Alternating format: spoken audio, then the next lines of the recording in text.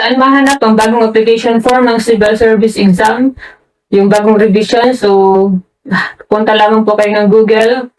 Kahit sa mobile, pwede nyo itong gawin. Type nyo lamang po dyan sa SC. Hanapin nyo yung Civil Service Commission official website. Tapos, punta kayo dito, downloads. Click downloads. Hanapin nyo yung forms. So, ito, CSC forms. Tapos, examination.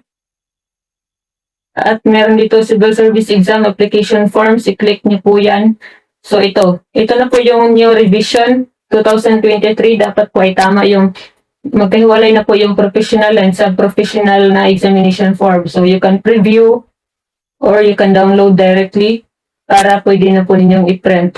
So, again, kung wala kayong mahanap, kung sa Facebook page natin, nagpo-post tayo ng Google link para mas mabilis niyo pong mahanap. Pero kung hindi niyo po mahanap dahil minsan natatabunan na ng lahat ng mga post natin, so itong itinuro ko po sa inyo, sana po ay ma-apply ninyo para mas mabilis niyo mahanap yung Civil Service Exam Application Form. So lahat ay nasa CSC website lamang po.